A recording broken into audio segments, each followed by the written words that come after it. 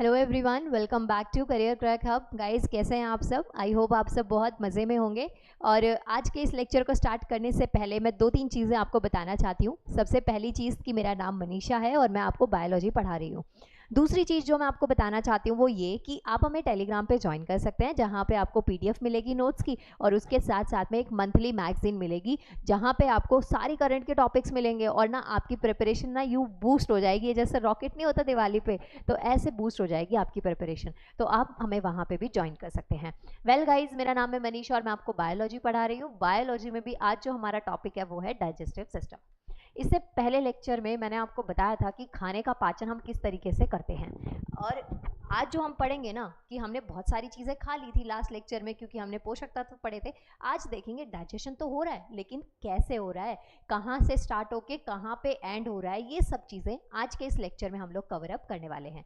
सो बिना देरी के आज के इस लेक्चर को स्टार्ट करते हैं, जिसके अंदर हम पढ़ेंगे डाइजेस्टिव सिस्टम। देखिए, ये टॉपिक है आप सबका मुझे नहीं पता, but when I was in 10th और 12th, तब स्पेशली इन 10th स्टैंडर्ड ना, तो क्या था, ये टॉपिक ना मुझे बड़ा खतरनाक लगता था। मतलब ऐसे पढ़ते हुए मौत आ रही होती थी। ये टॉपिक की पढ़ना पड़ेगा और फिर इसके ऑर्गन्स को भी याद करना पड़ेगा, हर चीज़ कहाँ से निकल के कहाँ जा रही है, इतना सरदर्द लगता था ये टॉपिक मुझे। लेकिन बाय द टाइम चीज़ें ईजी होती गई, या थोड़ा दिमाग मेरा सही चलने लग गया, ऐसा भी कह सकते हैं। लेकिन आपको ये चीज़ ज़्यादा टफ ना लगे और आपको समझ में आए, इसके लिए मैं हूँ आप लोगों के सामने। तो मैं ये टॉपिक आपको ईजीएस्ट से ईजीएस्ट वे में करवाने वाली हूँ। स्टार्ट करते हैं आज के इस लेक्चर को, डाइजेस्टिव सिस्टम जिसको कहते हैं। देखिए, सबसे पहली चीज़ तो जो भी हम खाते हैं उसका पाचन होना हमारे शरीर में बहुत ज़रूरी होता है। 2 रीज़न है। पहली चीज़ तो पाचन होते ही आपकी बॉडी से खाना वेस्ट की फॉर्म में बाहर निकल जाता है। दूसरी चीज़, जब पाचन सही तरीके से होगा ना, तो आपके शरीर की ग्रोथ भी होगी। मतलब कई बार सुना होगा कि खाया पिया ठीक से लगता नहीं है, तो इसका क्या मतलब है कि जो भी आप खा रहे हैं वो खाना आपकी बॉडी सही तरीके से डाइजेस्ट नहीं कर रही है। तो इसलिए बॉडी में खाने का डाइजेस्ट होना बहुत ज़्यादा ज़रूरी होता है, इतना आपको समझना है। तो यहाँ पे आप देखिए कि डाइजेशन क्या है। एक प्रोसेस है जिसके थ्रू खाना टूटता है छोटे छोटे पार्ट्स में, वाटर सॉलेबल कंपोनेंट्स में, जिसका बॉडी हमारी एनर्जी के लिए यूज़ करती है। जो हमारी बॉडी के टिश्यूज़ है यानी कि ऊतक है, वो बॉडी की ग्रोथ के लिए यूज़ करते हैं। इन शॉर्ट बताती हूँ, जो भी आप खाते हैं ना, वो खाना हमारी बॉडी एनर्जी के लिए यूज़ करती है, यानी ऊर्जा के लिए। उसके साथ साथ में बॉडी की ग्रोथ के लिए भी ज़रूरी है खाना सही अमाउंट में। और इस सब के साथ में जो खाना हम खाते हैं बच्चा पार्टी, उस खाने से हमारी बॉडी में मेंटेनेंस होती है। मेंटेनेंस और रिपेयरिंग जिसको कहते हैं। जैसे थोड़ी बहुत आपको चोट लग जाए, थोड़ा बहुत आपकी तबीयत खराब हो जाए, लाइक फीवर है, कोल्ड है, कफ है, सीजनल होता है ना, जैसे मौसम चेंज हुआ और आपके साथ में चीज़ें हो गई, तो उस टाइम पे ये चीज़ें, हेल्दी फूड आपको इन बीमारियों से लड़ने की क्षमता देता है और आपका शरीर जल्दी से उठ के खड़ा हो जाता है। कुछ लोग होते हैं जिनमें हीलिंग पावर बहुत स्लो होती है, मतलब आप ना कोई बीमारी पकड़ गए आपका शरीर, तो काफ़ी टाइम बाद आप ठीक होंगे। और कुछ लोग होते हैं जिनमें बीमारियां जो है ना वो बहुत जल्दी ठीक हो जाती हैं। तो इसका मतलब ये कि उनका शरीर काफ़ी हद तक अच्छे तरीके से वर्क कर रहा है। तो ये बात आपको यहाँ पे समझनी है। तो देखिए, डाइजेशन का मतलब यही होता है कि जो भी आपने खाया वो एक कॉम्प्लेक्स फॉर्म में आपकी बॉडी में गया, उसको स्मॉलर पार्ट्स में ब्रेक करा, और उस खाने से जितने भी पोषक तत्व थे वो आपके शरीर ने क्या कर लिए, एब्जॉर्ब कर लिए। तो उसे हम क्या कहते हैं, उसे कहते हैं डाइजेशन। क्या कहते हैं? डाइजेशन, यानी कि भोजन का पाचन। पोषक तत्व एब्जॉर्ब कर लिए और जो अनडाइजेस्टेड फूड था वो आपकी बॉडी से एनएस के थ्रू क्या हो गया, बाहर निकल गया। तो यही हमारा टॉपिक है कि पाचन क्या करता है, भोजन को छोटे घुलनशील घटकों में तोड़ने का प्रक्रिया होता है, जिसका उपयोग हम किस में करते हैं, शरीर में ऊर्जा के लिए, ग्रोथ के लिए और बॉडी की मेंटेनेंस के लिए। आज इसी टॉपिक को हम लोग डिटेल में पढ़ेंगे। स्टार्ट करें आज के टॉपिक को। देखिए, जो भी खाना हम खाते हैं वो एक इनक्रेडिबल जर्नी होती है हमारी बॉडी में, मुंह से लेके एनएस तक। ठीक है, इनक्रेडिबल का मतलब क्या है, अतुल्य। आपको खाना खाने तक दिखा कि आप अभी पराठा खा रहे हैं, डोसा खा रहे हैं, यहाँ मुंह में जाने के बाद आपको खाने के साथ क्या हो रहा है वो अगर आपने पढ़ा नहीं है तो आपको पता नहीं है। समझ गए? तो खाना या तो आपको खाते वक्त दिख रहा है या बॉडी से बाहर निकलते हुए दिख रहा है। लेकिन खाने से लेके बॉडी से निकलने तक एक पूरा प्रोसेस होता है हमारे शरीर में खाने का, जिसको कि अतुल्य प्रोसेस कह सकते हैं, कि इनक्रेडिबल प्रोसेस होता है। उसी को हम क्या कहते हैं, डाइजेशन कहते हैं। तो सिंपल छोटू सा क्वेश्चन आपसे बन जाए कि जो डाइजेशन है वो कैसे है, स्टार्ट किससे हो रहा है, मुंह से यानी कि माउथ से, और एंड कहाँ हो रहा है बच्चा पार्टी, वो हो रहा है एनएस पे। तो माउथ से लेके एनएस तक के इस प्रोसेस को डाइजेशन कहा जाता है और इसे ही हम लोग डिटेल में पढ़ने वाले हैं। आगे देखिए, जो खाना हमारे डिफरेंट डिफरेंट पार्ट्स में, जो बेनिफिशियल पार्ट्स हैं फूड के, जिसको हमने एब्जॉर्ब कर लिया, जैसे कार्बोहाइड्रेट, जैसे प्रोटीन की ज़रूरत है, जैसे हमारे शरीर को लिपिड्स की ज़रूरत है, कुछ विटामिन की भी ज़रूरत है, तो उन सबको जब हमारी बॉडी एब्जॉर्ब कर लेती है तो उसके बाद में उस खाने का क्या हो रहा है, ये चीज़ हम कौन बताता है? डाइजेशन। समझ गए कि पाचन। तो ये खाने को एब्जॉर्ब कर लिया जाता है, हमारे शरीर को एनर्जी मिल जाती है, और क्या मिलते हैं? पोषक तत्व मिल जाते हैं, जो भी आप खाना खा रहे होते हैं। खाना देखिए एब्जॉर्ब आपकी बॉडी में होगा 99% होगा ही होगा। अच्छा खा रहे होंगे तो आपकी बॉडी फिट एंड फाइन दिखेगी। अगर खराब खा रहे होंगे, जंक फूड खा रहे होंगे, ऑयली फूड खा रहे होंगे, तो आपकी बॉडी पे ना वैसे ही सिम्टम्स दिखेंगे, जैसे कि एक्ने दिख सकते हैं, जैसे कि रिंकल्स टाइम से पहले आ सकते हैं, जैसे कि आपके फेस पे टायर्डनेस दिख सकती है, डलनेस दिख सकती है। तो ये सब क्या सिम्टम्स हैं। और सबसे कॉमन सिम्टम क्या है? आपकी बॉडी में फैट बढ़ जाता है, चर्बी बढ़ने लग जाती है। तो अगर किसी की बॉडी में फैट चर्बी बढ़ रही है, इसका मतलब वो इंसान फैट, ऑयल, घी इनका कंजप्शन क्या कर रहा है? ज़्यादा कर रहा है। तो ये क्या है? नुकसानदायक होते हैं।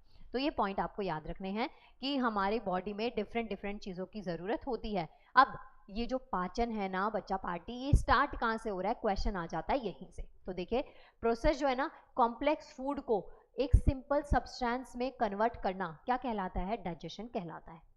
जो भी आपने खाया वो छोटे छोटे पार्ट्स में ब्रेक हुआ, यानी छोटे छोटे पार्ट्स में क्या हुआ? टूट रहा है, तो उसे क्या कह दिया आपने? डाइजेशन। मतलब एक कॉम्प्लिकेटेड फूड का सिंपलेस्ट फूड में कन्वर्जन क्या कहलाता है? डाइजेशन कहलाता है, पाचन कहलाता है।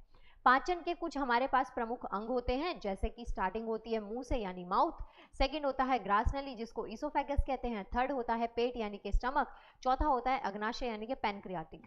अच्छा, कई जो स्टूडेंट्स हैं उनको ना अग्नाशय और स्टमक सेम ही बात लगती है, लेकिन ये दोनों चीज़ें क्या हैं? अलग अलग हैं। ये बात आपको याद रखनी है।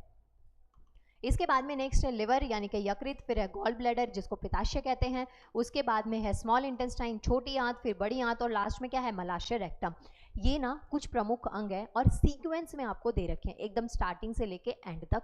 खाना हमारा इन सब जगहों से होके क्या होता है? गुजरता है। देख रहे हैं, हमें सिर्फ खाने पे वो फोकस होता है, हमें नहीं पता होता कि खाने के साथ में क्या क्या चीज़ें हो रही होती हैं।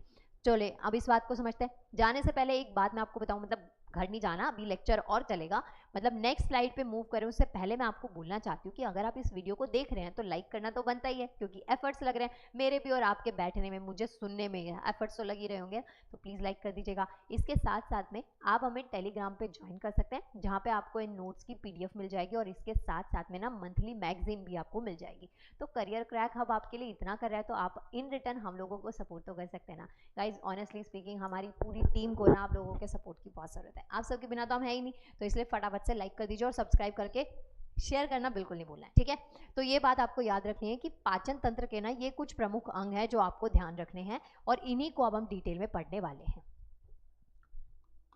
सबसे पहले स्टार्टिंग किससे हो रही है? माउथ से, मुंह से। ऑब्वियस सी बात है, खाना आप जब डाल रहे हैं तो मुंह में डाल रहे हैं, मुंह में डालते ही दांत ना एक्टिव हो जाते हैं। आपके दांतों का काम क्या है? खाने को छोटे छोटे छोटे पार्ट्स में ब्रेक करना, क्योंकि जो आप खाना खा रहे हैं, फूड पाइप बहुत पतली सी होती है, उसमें सारा खाना एज इट इज़ नहीं जा सकता।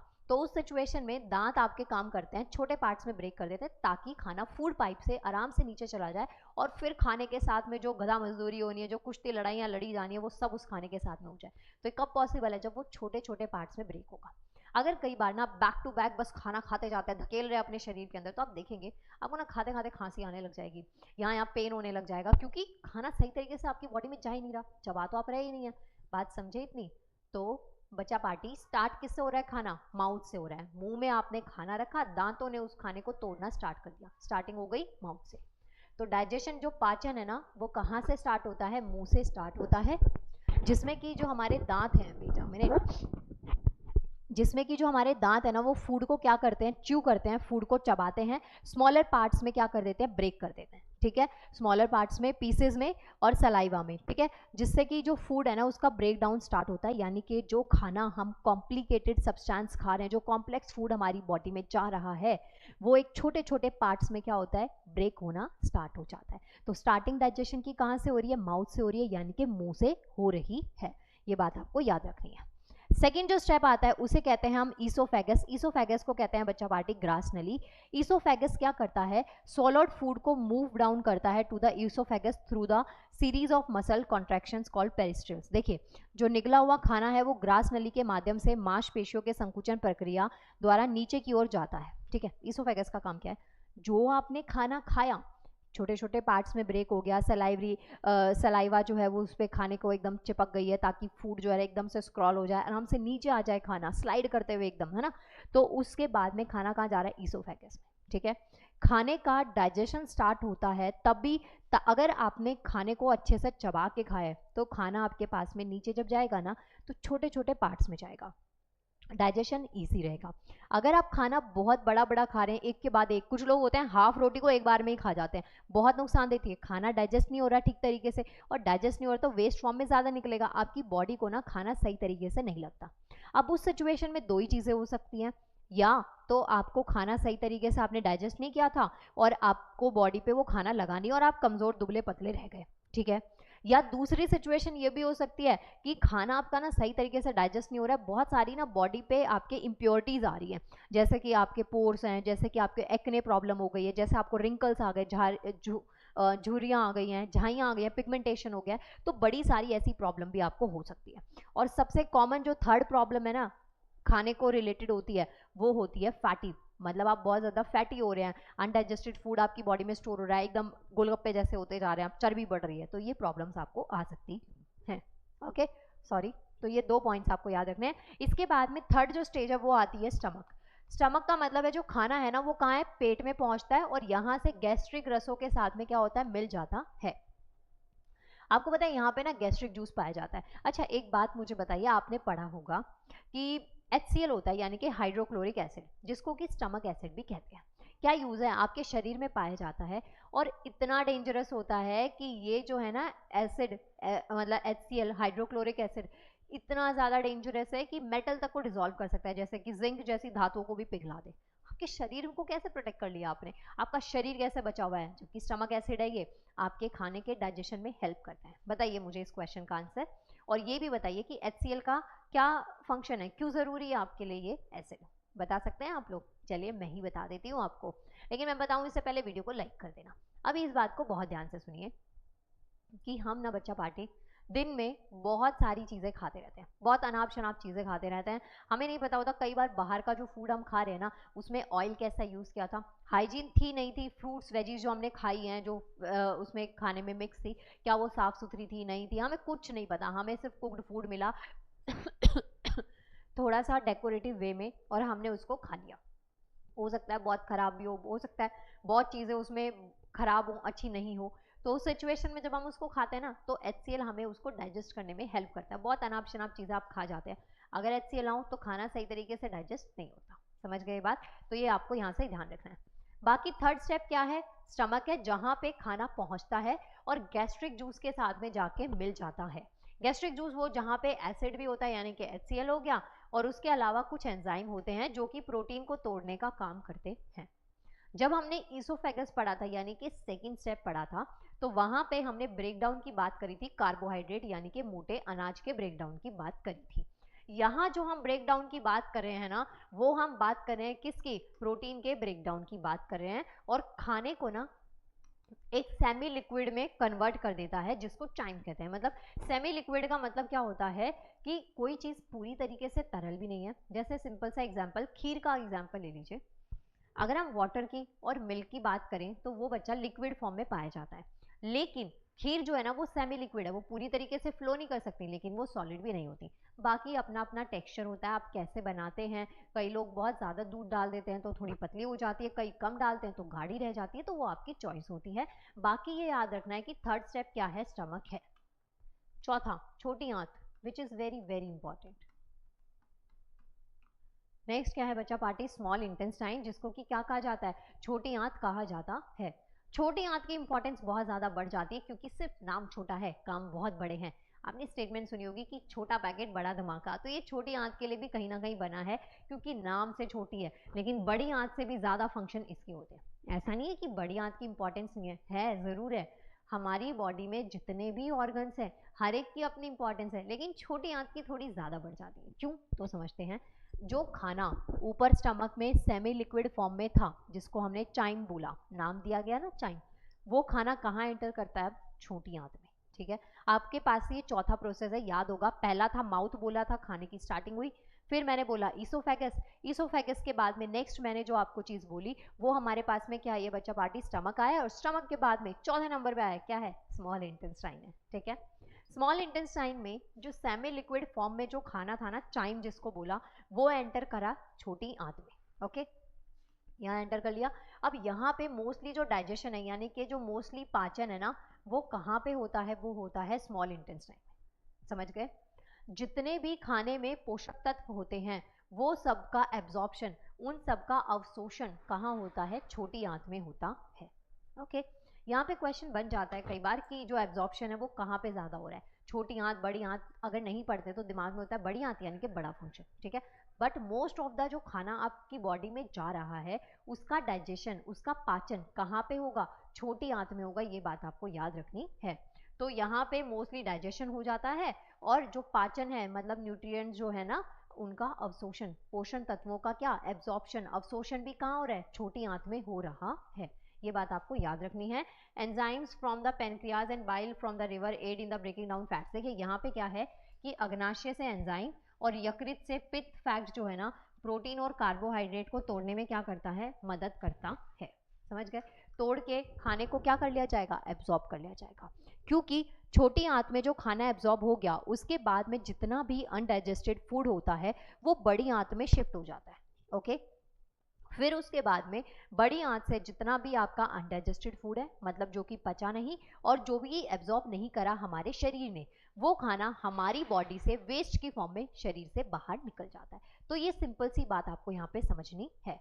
फिर हमने सेकेंड पॉइंट पढ़ा छोटी आंत। ठीक है, तो मोस्ट ऑफ द जो पाचन है, सबसे ज्यादा जो पाचन है वो बच्चा पार्टी कहाँ हो रहा है? छोटी आंत में हो रहा है। अगेन आई एम रिपीटिंग, सबसे पहले क्या? माउथ यानी कि मुंह, सेकंड ईसोफेगस यानी कि ग्रास नली। ठीक है, थर्ड आया हमारे पास में स्टमक यानी कि पेट, आपका अग्नाशय। उसके बाद में नेक्स्ट हमने पढ़ा छोटी आंत, स्मॉल इंटेस्टाइन। इसके बाद में हम पढ़ रहे हैं लार्ज इंटेस्टाइन। लार्ज इंटेस्टाइन इसलिए इंपॉर्टेंट है क्योंकि जितना भी खाना आपने स्मॉल इंटेस्टाइन में धकेला था, फिर जो जितना भी बचा अनडाइजेस्टेड, जो कि एब्जॉर्ब नहीं हुआ, अवशोषित अनअवशोषित फूड जो बचा, वो सारा कहाँ जा रहा है? वो सारा पुश होके कहाँ जाएगा?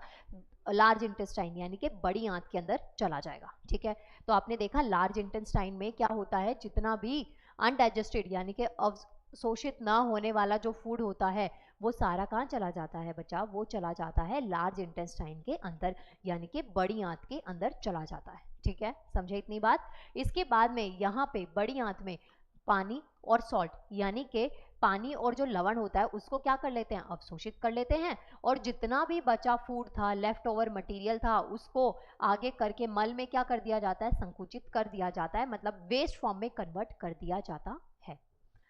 स्मॉल इंटेस्टाइन के बाद में हम पढ़ रहे हैं लार्ज इंटेस्टाइन। लार्ज इंटेस्टाइन में आपने क्या ध्यान रखना है कि जितना भी अवशोषित ना होने वाला फूड था, अनडाइजेस्टेड फूड था, उसको लार्ज इंटेस्टाइन में डालते हैं, और वाटर यानी कि पानी और सॉल्ट यानी कि लवण, ये हमारा शरीर एब्जॉर्ब कर लेता है लार्ज इंटेस्टाइन, और उसके बाद में जितना भी वेस्ट मटेरियल होता है उसको मल के रूप में क्या कर देते हैं? संकुचित कर देते हैं, यानी कि जैसे हमारी बॉडी से वेस्ट बाहर निकलता है उस फॉर्म में कन्वर्ट कर देते हैं। समझ गए? अब हम पहुंचते हैं लास्ट स्टेप पे। खाना स्टार्ट कहाँ से हुआ था? माउथ से, मुंह से। अब हम पहुंच गए हैं रेक्टम पे यानी कि एनएस पे, जहां से खाना हमारी बॉडी से क्या हो रहा है? बाहर निकल रहा है। तो ये आपको याद रखना है। मोस्टली जो डाइजेशन था, मोस्टली जो पाचन था ना, वो बचा पार्टी हमारा स्मॉल इंटेस्टाइन यानी कि छोटी आंत में ही खत्म हो गया। जो बचा कुचा था ना वो लार्ज इंटेस्टाइन तक गया, और उसके बाद में सारा वेस्ट मटेरियल कहाँ पहुंच गया? रेक्टम में पहुंच गया। अब पढ़ते हैं रेक्टम। तो देखिए रेक्टम जो है ना, मलाशय जिसको कहते हैं, यहाँ पे मल मलाशय में जमा होता है, और जब तक कि वो बाहर ना निकलने को तैयार हो जाए, जब तक खाना किस में रहता है? रेक्टम में रहता है। एक्चुअल में खाना नहीं होता, वो वेस्ट होता है जो आपकी बॉडी के सारे ऑर्गन्स उसको एक्सेप्ट करने से मना कर चुके हैं। फिर उसके बाद में वो जाता है सीधा सीधा कहाँ पे? रेक्टम में, और खाना वहाँ पे जब तक रहता है जब तक वो आपकी बॉडी से बाहर निकलने को तैयार नहीं हो जाता। ठीक है, जब आपको फील होता है ना कि अब आपकी body sorry, I am so sorry, जब आपको फील होता है कि बॉडी अभी आपको बहुत हैवी सी लग रही है, आपकी बॉडी से वेस्ट बाहर निकलना है, तो तब तक ना, आई एम सो सॉरी, तब तक खाना रेक्टम में रहता है और उसके बाद में खाना एनएस से क्या होता है, बाहर निकल जाता है। ये बात आपको याद रखनी है। तो ये हमारे पास में 6 स्टेप थे जो आपको यहाँ पे पढ़ने हैं। अब देखिए लास्ट का जो स्टेप है ना, वो एज सच इम्पॉर्टेंट नहीं लगता है, लेकिन अभी खाना अभी आपके शरीर के अंदर है। अब जब तक वो बाहर नहीं निकलेगा तब तक खाना आपकी बॉडी में है। और यानी कि आपको पता है एक चीज़ कि जैसे डस्टबिन होता है, आप सबके घर में डस्टबिन होता होगा, रेक्टम एक तरीके का ना डस्टबिन का काम कर रहा है, एनएस भी डस्टबिन का ही काम कर रहा है। आप मानिए आपके घर पे डस्टबिन है, कूड़े को आप 1 दिन 2 दिन अगर नहीं डालते हैं तो कूड़ा स्मेल करने लग जाता है। सेम ऐसे ही हमारी बॉडी में क्या है, वेस्ट है, यूरिन है, वो भी क्या है, वेस्ट है। अगर ये चीज़ें हमारी बॉडी से टाइम टू टाइम, जब हमारी बॉडी इंडिकेशन देती है कि अब इन चीज़ों का बॉडी से बाहर निकलना ज़रूरी है, उस सिचुएशन पे अगर हम उनको बॉडी से बाहर नहीं निकालते तो क्या होता है, हमारे लिए थोड़ा हार्मफुल हो जाता है, हमारे शरीर को वो नुकसान देने लग जाता है। समझ गए? सेम ऐसे ही है कि जो एनएस है ना, इससे लास्ट में फाइनली जो मलगूदा के माध्यम से शरीर से बाहर निकलता है, जो शौच के दौरान किया जाता है, यानी कि एनएस से हमारी बॉडी का, पूरी बॉडी का जो वेस्ट है ना, वो क्या हो गया, बाहर निकल गया। सिर्फ एनएस से नहीं, हमारी बॉडी में खाना जो वेस्ट है ना, वेस्ट मटेरियल, वो 3 फॉर्म में बाहर निकलते हैं। पहला तो एनएस से निकल गया, ठीक है भाई, जितना भी खाना था वेस्ट फॉर्म में वो निकल गया आपका सॉलिड वाला, ठीक है। उसके अलावा जो यूरिन है, यूरिन में भी बहुत सारी इम्प्योरिटीज़ निकलती हैं। किडनी हमारी फिल्ट्रेशन यूनिट होती है, पढ़ा है आपने, तो यूरिन से भी बहुत सारा ऐसे वेस्ट मटेरियल बाहर निकल जाता है। और उस सब के अलावा हमारे जो पोर्स है ना, बॉडी पे ऐसे पोर्स बने हुए होते हैं, ये भी क्या है, इससे भी खाना सॉरी वेस्ट जो है वो बाहर निकलता है। कैसे निकलता है वेस्ट फॉर्म इससे बाहर, कि आपके पोर्स जो होते हैं, जैसे आप बहुत भागा दौड़ी करते हैं, आपको स्वेटिंग हो रही है, आपकी बॉडी में सिर्फ पसीना बाहर नहीं आता, पानी नहीं आ रहा, उस टाइम पे आपकी बॉडी से सॉल्ट और ऑयल भी बहुत ज़्यादा क्या होता है, सिक्रीट होता है। इसका एग्जांपल देती हूँ मैं आपको। जब आपको ना बहुत ज़्यादा पसीने आ रखे हो तो आप देखेंगे, आप फैन के नीचे बैठ जाइए तो इवेपोरेशन से पानी उड़ जाता है, लेकिन स्टिल आपकी बॉडी चिपकी चिपकी फील होती है आपको। तो इसका मतलब आपकी बॉडी पे डस्ट अभी भी प्रेजेंट है, आपको नहाने की सख्त ज़रूरत होती है। और नहाने का मतलब ये नहीं कि जाए और फिर बस बाल्टी उड़ेल के आ गए आप लोग बाहर, नहीं। नहाने का मतलब है अच्छे तरीके से गर्म पानी से नहाते हैं, ज़्यादा साफ फील होता है सर्दियों में, तभी हमारा जो कॉम्प्लेक्शन है ना 1-2 टोन लाइटर हो जाता है। क्यों? क्योंकि हम गर्म पानी यूज़ करते हैं। गर्म पानी से जितना भी एक्सेस में सॉल्ट और ऑयल आपकी स्किन के ऊपर होता है वो साफ हो जाता है। समझे इतना? तो ये बात आपको याद रखनी है। तो एनएस से क्या किया हमने, वेस्ट को बाहर निकाल लिया। क्लियर हो गया? तो पहला पॉइंट क्या याद रखेंगे, mouth, second oesophagus, third one is stomach, fourth one is small intestine, number 5 is large intestine, number 6 is rectum और नंबर 7 इज एनएस। तो ये जो स्टेप्स है ये आपको याद रखने हैं। खाना मुंह से डाला और एनएस से खाना का जो वेस्ट है वो सारा क्या है, बाहर निकल गया। दूसरी चीज याद क्या रखनी है कि जो मोस्टली डाइजेशन है ना, मोस्ट ऑफ द जो डाइजेशन है ना, वो हमारा कहाँ पे हुआ है, वो डाइजेशन हुआ है स्मॉल इंटेस्टाइन यानी कि छोटी आंत के अंदर हुआ है। ये बात आपको ध्यान रखनी है। ओके, आई होप आपको ये चीज़ें यहाँ तक क्लियर हो रही होंगी। अब देखिए, मैंने ना आपको स्टार्टिंग में लेक्चर के बोला कि ये जो डाइजेस्टिव सिस्टम है थोड़ा कॉम्प्लिकेटेड है, थोड़ा कन्फ्यूजन क्रिएट करता है, थोड़ी चीज़ें समझ में नहीं आती।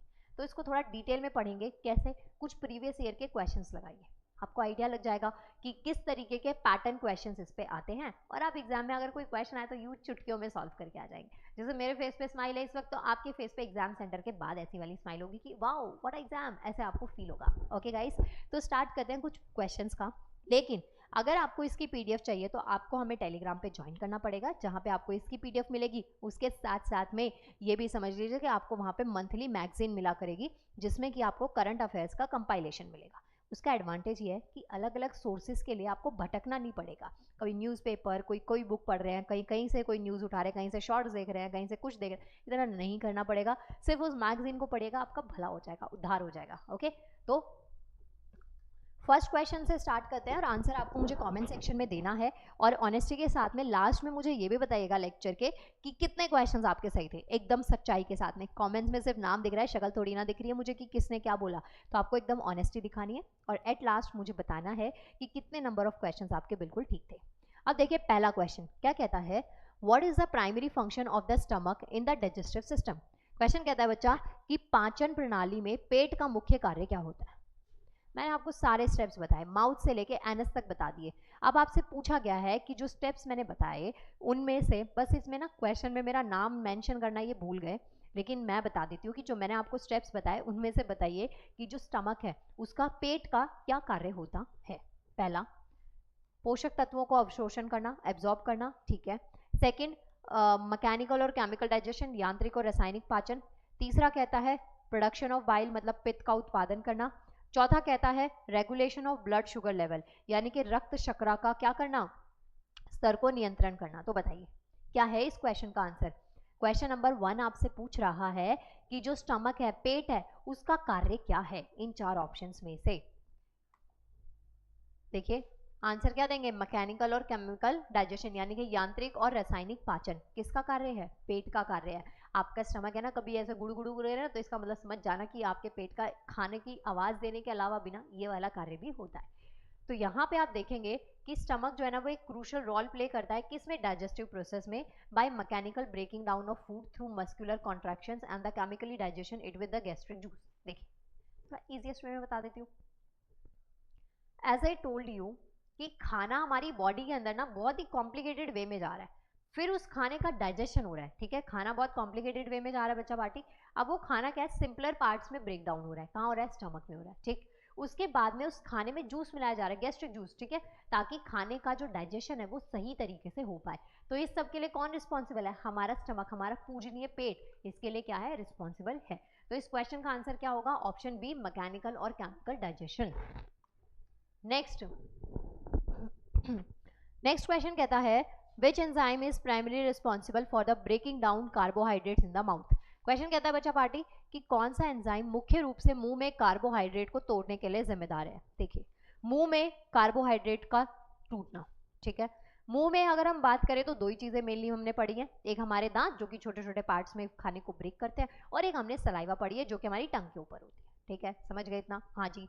तो पूछा गया है कि कौन सा जो एंजाइम है वो मुख्य रूप से मुंह में कार्बोहाइड्रेट को तोड़ने के लिए जिम्मेदार है। तो कौन सा एंजाइम है, क्या वो पैप्सिन है, क्या वो अमिलेज है, लिपेज है, या फिर ट्रिप्सिन है।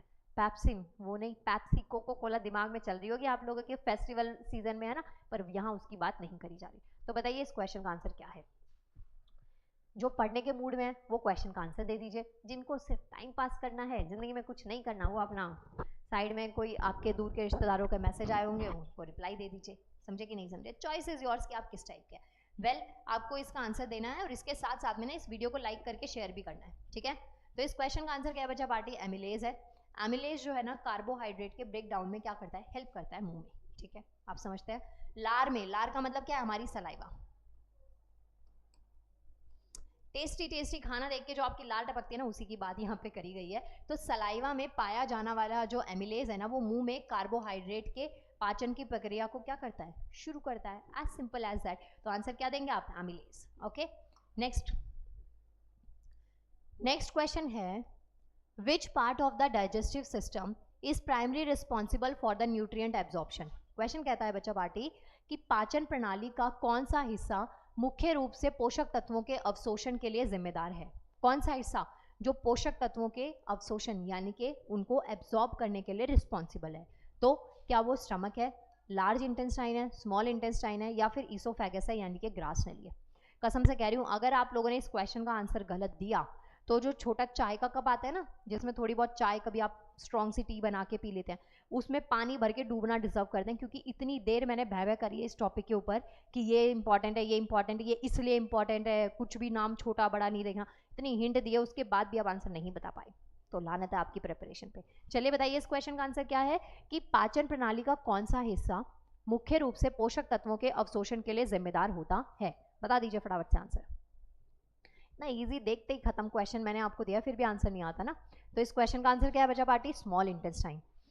एज आई सेड कि नाम छोटा है लेकिन काम बड़ा है, छोटा पैकेट बड़ा दिमाग का ना, तो आपको याद रखना है इसका नाम क्या है, स्मॉल इंटेस्टाइन, छोटी आंत। छोटी आंत का काम क्या है, स्मॉल इंटेस्टाइन क्या है, एक प्राइमरी साइट होती है न्यूट्रिएंट एब्जॉर्प्शन की, मतलब छोटी आंत में पोषक तत्वों का अवशोषण क्या होता है, मुख्य स्थान है। मतलब सबसे ज्यादा जो पोषक तत्व हैं उनका एब्जॉर्प्शन कहाँ किया जाएगा, छोटी आंत में, मेरे भोले बच्चों, ये आपको याद रखना है। कुछ यहाँ पे ना और आपको कुछ फंक्शंस दे रखे हैं स्मॉल इंटेस्टाइन के, मतलब छोटी आंत के कुछ 2-4 और फंक्शंस दे रखे हैं, जैसे कि डाइजेशन को कंप्लीट करता है, पोषक तत्वों को एब्जॉर्ब करने का काम भी क्या है, छोटी आंत का, और उसके साथ में प्रोड्यूस करता है रेगुलेटिंग हार्मोन्स को भी क्या करता है, प्रोड्यूस करता है। देख रहे हैं इंपॉर्टेंस, देख रहे हैं, इतनी शायद आपके आपके घर में नहीं होगी जितनी छोटी आंत की हमारे शरीर के अंदर इंपॉर्टेंस है। तो आपको ये पॉइंट याद रखना है। इतना समझ में आया आप सबको कि नहीं आया? नेक्स्ट क्वेश्चन देखिए, what role does the liver play in the digestion. Question कहता है बच्चा पार्टी की जो जिगर है, लिवर, यहाँ पे जिगर गलत हिंदी ट्रांसलेट हो गया इसका, यकृत होता है। वैसे अगर आप लोग कभी ड्रिंक वगैरह करते हैं, अल्कोहल कंज्यूम कर रहे हैं, तो आपका लीवर डैमेज भी हो चुका होगा, है ना। अल्कोहल के नाम पे एक आंखों में चमक सी आ गई होगी आप सबके, कि नहीं आई है? जिनको पता है उसकी इंपॉर्टेंस, जिनको पता है उनका टेस्ट, झूम गए होंगे आप लोग तो पढ़ के, बट आंसर आपको होश में देना है। हाँ, आंसर देना है कि जो रिवर है ना, सॉरी लिवर, वो डाइजेशन में कैसे हेल्प करता है। पहला पॉइंट, ये बाइल को स्टोर करता है। सेकेंड पॉइंट, डाइजेस्टिव एंजाइम को प्रोड्यूस करता है जी।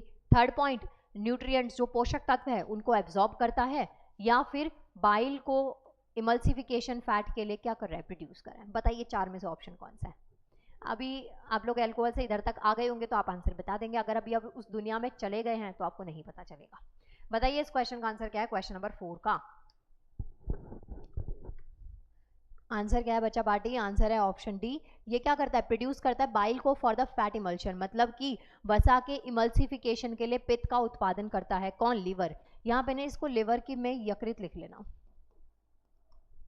क्योंकि एनसीईआरटी में ये आपको यकृत वर्ड ज्यादा दे रखा है, तो आपको ना रिलेट करने में दिक्कत नहीं आएगी। ओके, नेक्स्ट क्वेश्चन है, what is the primary function of the large intestine. देखिए अभी तक छोटी आंत पड़ी थी, अब बड़ी आंत का भी आपसे फंक्शन पूछ लिया गया। तो चलिए बताइए मुझे कि जो बड़ी आंत है उसका मुख्य कार्य क्या है। केमिकल डाइजेशन है, पोषक तत्वों का एब्जॉर्प्शन है, या वाटर एब्जॉर्प्शन है, मतलब पानी का अवशोषण और मल का निर्माण है, या फिर प्रोडक्शन है डाइजेस्टिव एंजाइम का, मतलब पाचन एंजाइम का पाचन करना। क्या बोल दिया मैंने? पाचन एंजाइम का उत्पादन करना। प्रोडक्शन का मतलब उत्पादन। बताइए क्या है इस क्वेश्चन का आंसर? पूछा गया है लार्ज इंटेस्टाइन का जो प्राइमरी फंक्शन है वो इनमें से क्या है? क्या है इसका आंसर? सो इस क्वेश्चन का आंसर क्या है? Option C, water absorption. Okay, और मल का निर्माण करना। यहाँ पे बड़ी आंत जो है ना, लार्ज इंटेस्टाइन, इसमें आपको पता है मल का निर्माण होता है और उसके बाद में उसको रेक्टम में भेज दिया जाता है। ठीक, रेक्टम से वो जाता है एनएस में और फिर वहां से हमारी बॉडी से क्या होता है, बाहर आ जाता है, आपको पता होगा। ठीक है, तो ये पॉइंट आपको याद रखना है कि जो बड़ी आंत है वो पानी का अवशोषण करता है और कचरे को मल में क्या कर देता है, संकुचित कर देता है, और यहाँ से जो वेस्ट है, जितना भी वेस्ट है, जो मल संकुचित हुआ, सिकुड़न हुआ जिसका, वो कहाँ जाता है, रेक्टम में जाता है। ये पॉइंट्स आपको याद रखने हैं। कुछ प्रीवियस ईयर के क्वेश्चंस भी मैंने इसलिए करवा दिए ताकि आप लोगों को ध्यान रहे कि भाई कुछ पढ़ना भी होता है हमें, है ना। सो गाइज, आज के इस लेक्चर में हमने डाइजेस्टिव सिस्टम पढ़ा, कुछ प्रीवियस ईयर के पैटर्न क्वेश्चंस देखे कि कैसे आपसे एग्जाम में पूछ लिया जाता है। मिलते हैं नेक्स्ट लेक्चर में। जाने से पहले वीडियो को लाइक कर दीजिएगा और इट्स अ रिक्वेस्ट कि प्लीज़ इसको शेयर करिए। हमारे चैनल को, हमारी टीम को और हम सबको ना आप लोगों के सपोर्ट की बहुत ज़रूरत है। आप सबके बिना हम कुछ है ही नहीं, तो आप सबको अपनी वैल्यू शो करनी है। और हाँ, इस चैनल को क्या करना है, लाइक, शेयर और सब्सक्राइब करना है। इसके अलावा जाने से पहले टेलीग्राम पे ज्वाइन कर लीजिएगा, क्योंकि जो इतनी देर मैंने भय करी है वो पीडीएफ आपको वहाँ पे मिल जाएगी। इसके साथ साथ में वहाँ पे आपको मंथली कंपाइलेशन की मैगजीन भी मिल जाएगी। नाउ मिलते हैं नेक्स्ट लेक्चर में। Bye bye, take care. और ठीक है, नेक्स्ट लेक्चर में मिलते हैं। आप सब अपना ध्यान रखिएगा।